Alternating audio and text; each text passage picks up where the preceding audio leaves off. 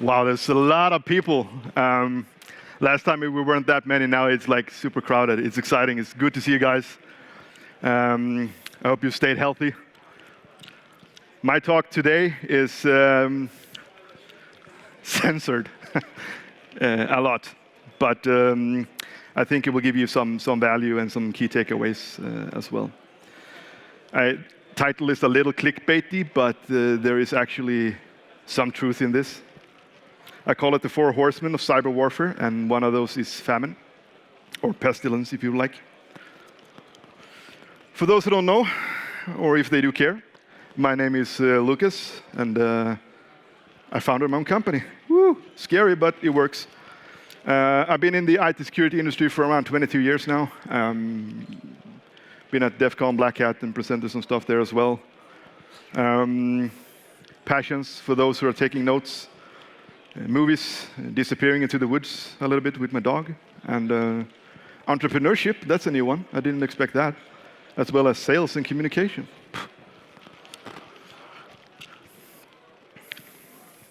So, why the 4 horsemen? It's a good question. The main reason for something to be called the 4 horsemen is that it needs to have an impact that is a paradigm shift. It needs to be something that can be used and can be destructive in so many ways. And for me, it's also something that can be easy applicable. So you don't have to be a rocket scientist or Uber Eats reverse engineering assembly to understand or actually do. Famine, or pestilence, as I call it, has been and is currently being exploited from 2016 and forward.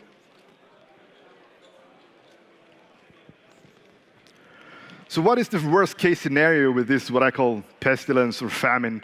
Well, the worst case scenario here is that you can break into any of these devices that are vulnerable, which basically is switches. Now, these switches can be, if you're targeting a corporation or a company, they can be on the line to that corporation. That means they can be on the road, on the path. So everything in its path, you can control. That means redirecting traffic. You can upload and download Cisco configuration files, as well as flash the firmware. And flashing the firmware is also, but it's out of this topic, something that can be done.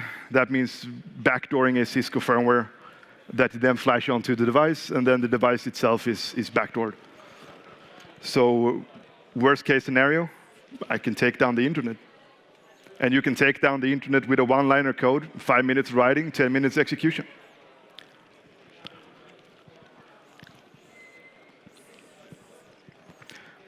How many in here have heard of Cisco Smart Install before? A couple of hands are up, yeah? That's, I thought it was going to be more, actually. How many of you have heard of the Smart Install vulnerabilities that have been popping up? Couple? It's great. This was actually, my talk is based on someone else's research. Yeah, blatant copy, I know. But I took it a little bit further. So I like to give credit where credit is due to Dmitry Kuznetsov, who actually did the whole analysis and find a way to abuse the Cisco Smart Install protocol that we're going to see here today. So I'm covering this because it's mostly unheard of. I saw very few hands up, which is a bit worrisome. And I even know that our own cert.se way back has flagged this as problematic.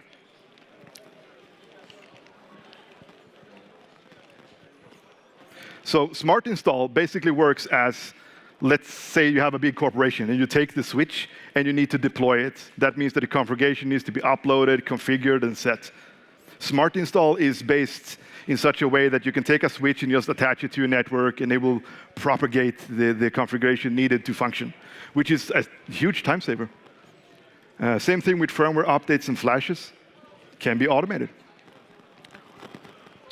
But to explain it easy, it's basically pushing or pulling configuration to a TFTP server.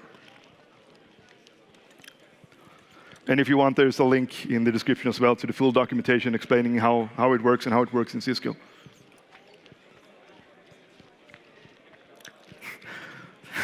For those who know me, know that I like when stuff is unauthenticated.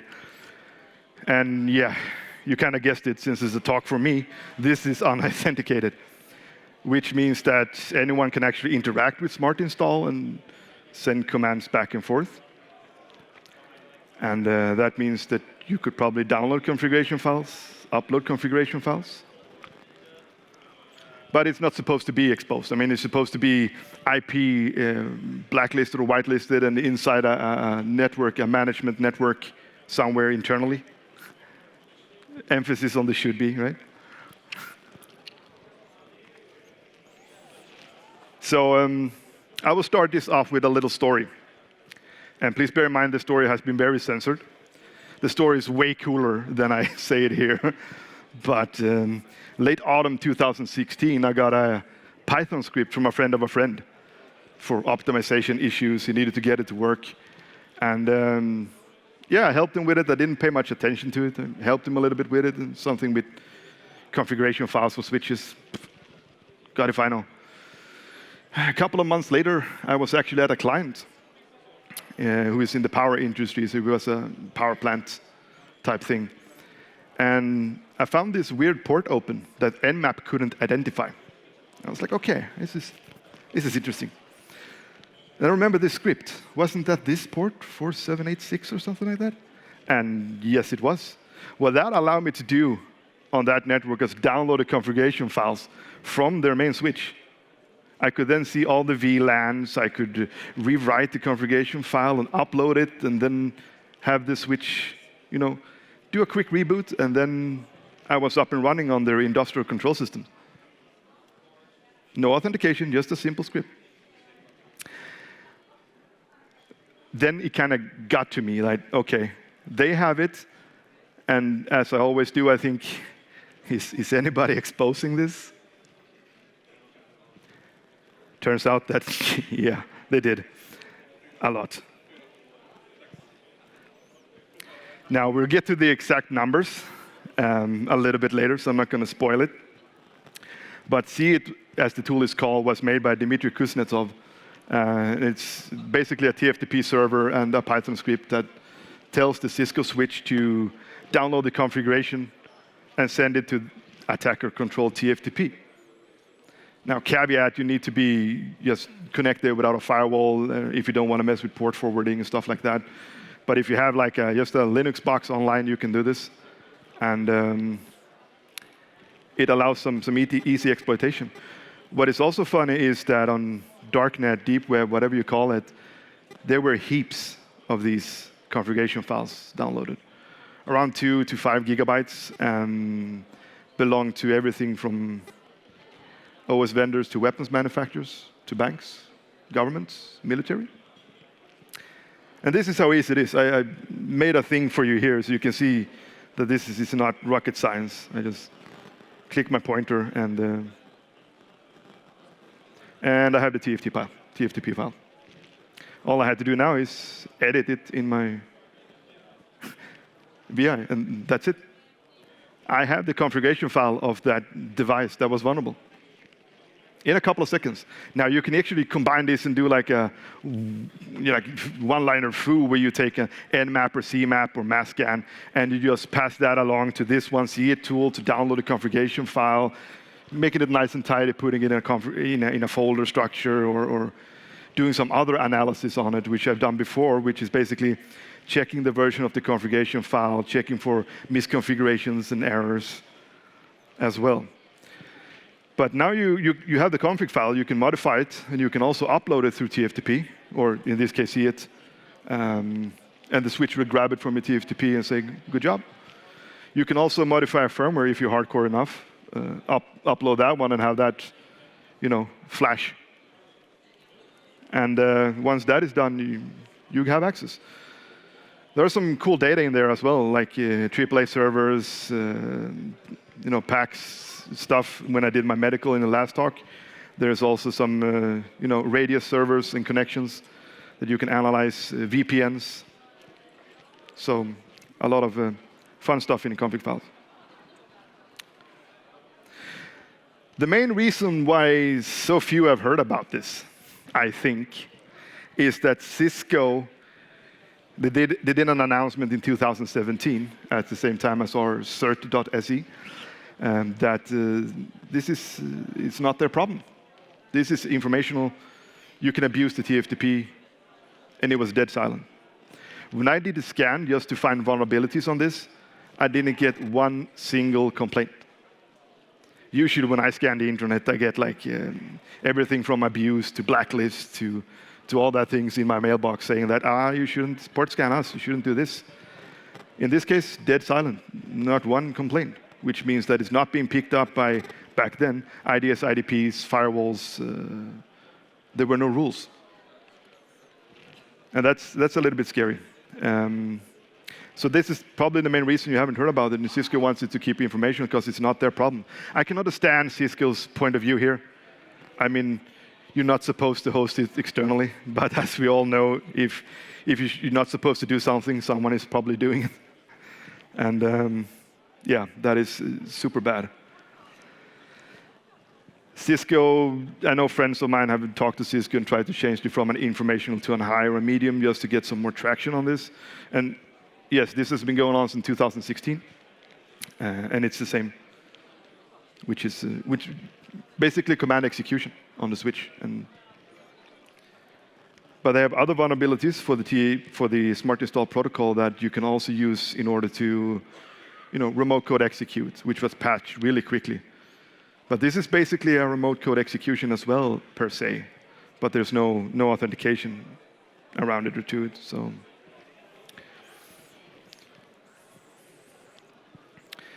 oops, getting ahead of myself.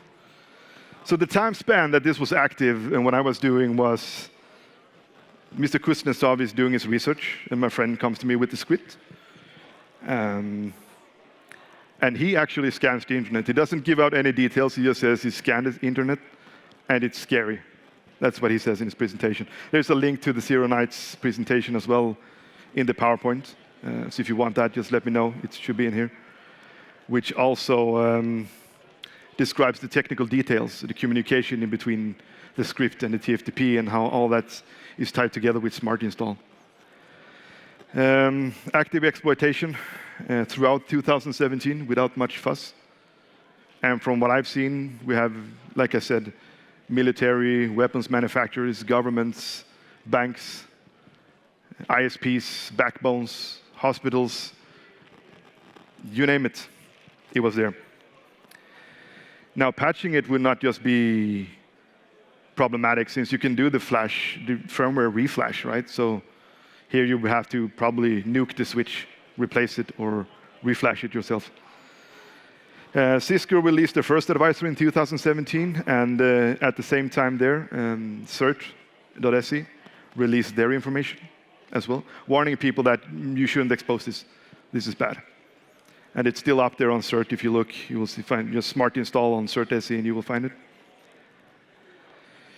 2022, and it's still being exploited actively.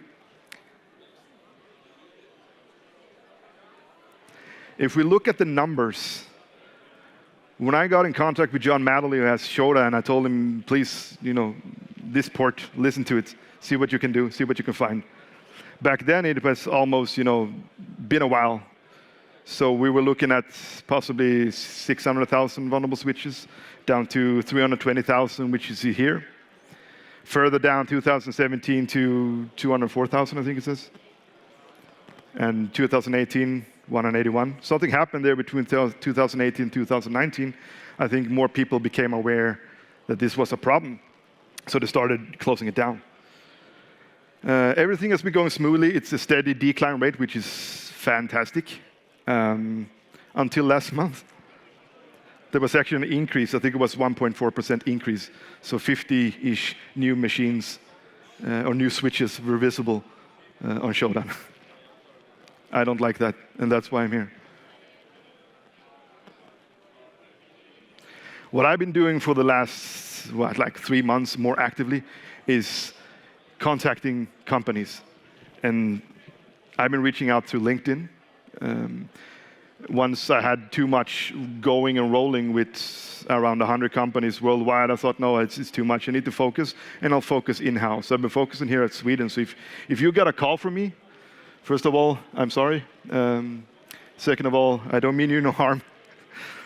I'm just here to highlight something that is, in these times, critical for our infrastructure, that can be used to take down us, Sweden, that can be used to take down countries of the world.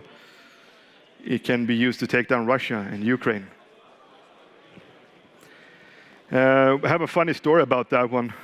I actually called one guy at the company. I'm not going to name the company because I'm an asshole, but not that big. But I called him and I said, hi, my name is Lucas. I'm calling from Skalki. I'm not here to sell you anything. I just want to let you know that you have a major vulnerability in one of your switches that you need to be aware of. And he goes, yeah, who is this? And again, of course, I'm Lucas. I'm calling from Skalki. Again, I'm not trying to sell you something. I just would want to make you aware about a vulnerability that I found that might be critical to you. I mean, who do I talk to in order to correlate that information, and how do you want it? I'm on vacation with my son right now, and mom, what is this about? You're the CTO of this company, right? Yes, yes. Yeah, there's a vulnerability in one. Nah, I'm not really interested. Huh? No, we're not really interested in anything right now. You have a great summer. It's like, okay, so you're going to let this go and have an open, yeah, that's what we're going to do. So you go ahead and have a great summer, and I will speak to you again. Yeah, no, have a good one. Bye-bye. Click and hang up. That was it. Sent him an email, no answer. LinkedIn request, no answer.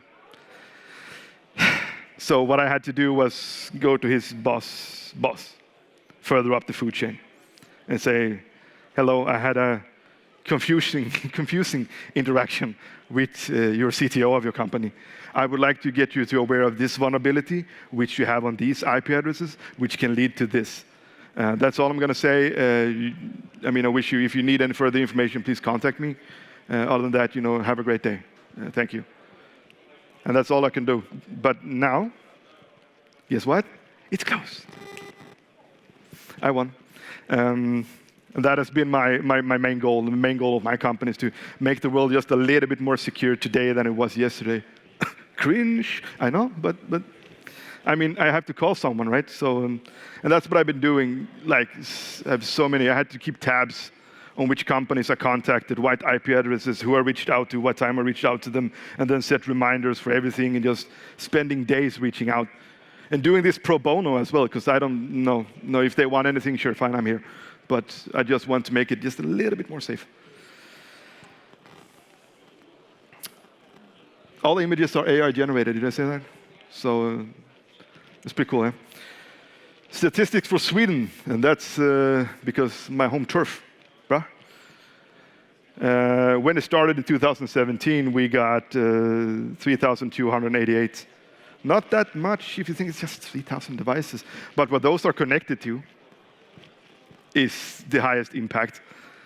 So if they belong to our core networks, our, everything that makes our government run, then it's a problem. Today, as of 2 days ago, we have 46. I hope that number hasn't increased. Else, meet me outside. I managed, according to myself, maybe not just me, but get it down by, for instance, 58.9% from the last 3 months or something like that. Maybe it's me, maybe it's not. I don't really care, but it's a number and it's there. Now, the usage in cyber warfare is something that I would like to highlight as well. You can not only modify the configuration, you can get a view on how they're handling their both internal network and their security. So with all these configuration files downloaded, you can run tools to analyze what version, what vulnerabilities, and what misconfigurations. What I saw was it's basically a set and forget. So to take the Cisco switch, install whatever you want, do the network, set it, forget it. That means that 90% of all the switches that I saw had critical vulnerabilities in them. 31% or so had medium vulnerabilities, and 50% of them had low vulnerabilities or misconfigurations.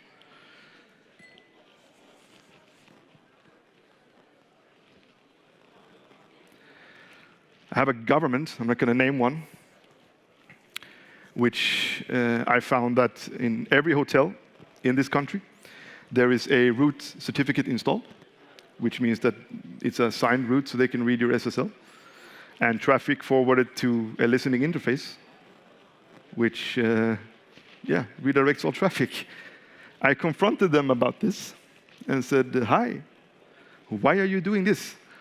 And basically got, maybe you shouldn't meddle in things that is above you, basically, so I let that slide. But very interesting things in these configuration files, VPN connections between certain parties that shouldn't have VPN connections. So from a political point of view, this is cannon fodder as well. You can defeat load balancers with it. And I worked with a couple of companies that protect people from DDoS attacks, but they had this one as well, and those were one of the first that I reached out to and said, yo, patch it, because their entire infrastructure with this would be foobar, because you can just redirect traffic anyway and have the denial of service attack come from the inside, basically. And in cyber warfare, I mentioned what's going on in the world and our situation in it, the tense situation that we're in, and we really need to do something.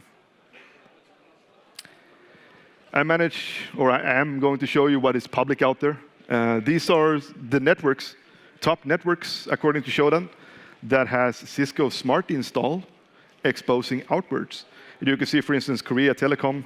Hope nobody here is from Korea Telecom, then I'm very sorry. Have 305 switches exposed. And you're kind of wondering which devices are vulnerable. Well, if they have Smart installed and it's exposed, there we go. That's a win. Comcast. We also have something called Governmental Communications Network. Don't know what that is, but it's public.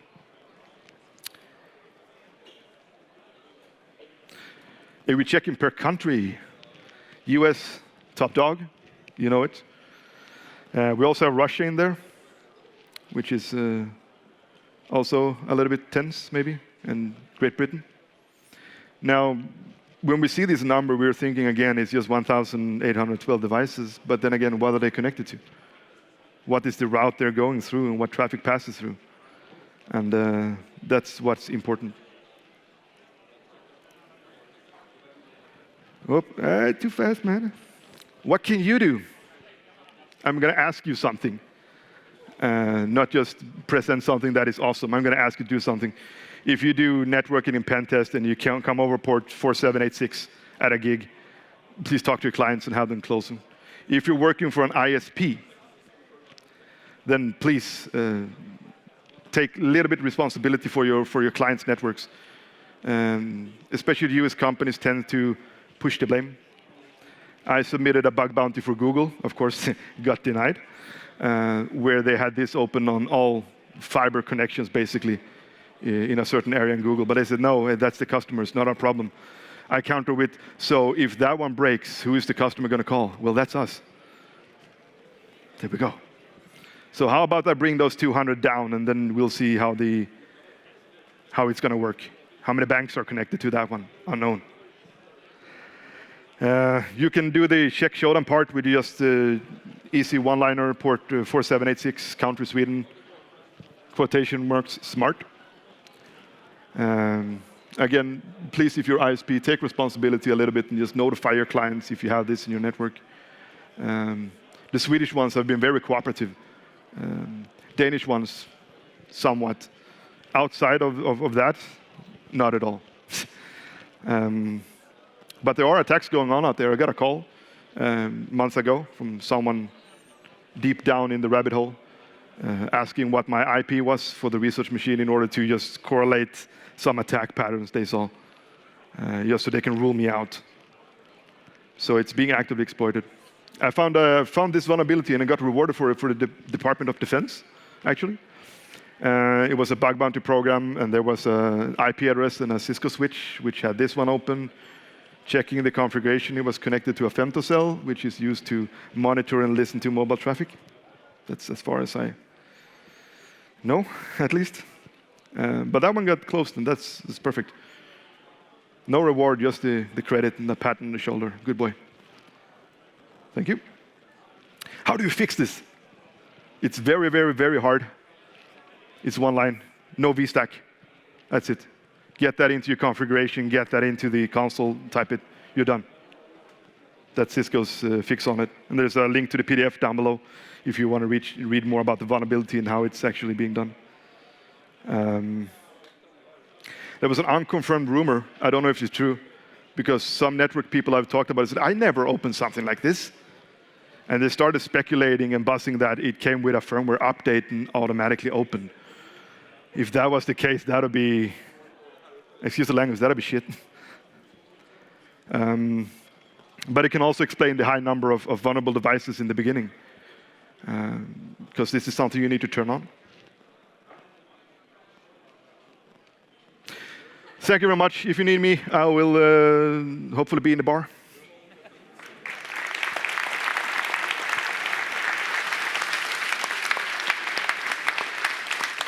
Hey, but Shodan doesn't keep track of when it first started appearing. No, I just told John at 2016 for 786. Yeah. And he started mapping it 2016. But right now they're tracking it. So you can actually see it live and you can actually see the exposure. No, I mean, if it came with the firmware, maybe all of a sudden it appeared. Yeah, no, we don't have data going that far back. And that is a big downside. Old. Yeah. So why do you have to censor? What? Why did you have to censor anything? I mean, I understand if it's using its passwords and stuff like that. So I can't go through all the configuration files that I found, basically. But it's, I don't want to out any companies. I don't want to out any government people or anything, or get someone in trouble. I'm actually here to just get you guys aware of this to actually help others, like I've been trying to do. But I'm old and I'm tired and I'm getting bald, so. No, you're shaving. Yeah, I had the Berlin Wall growing here. Does anybody know about the Cisco port from before? You check it? Couple people? Yeah. And search should probably have been more, well, they got it down to 43, or did you get it down to 46? If I got it on?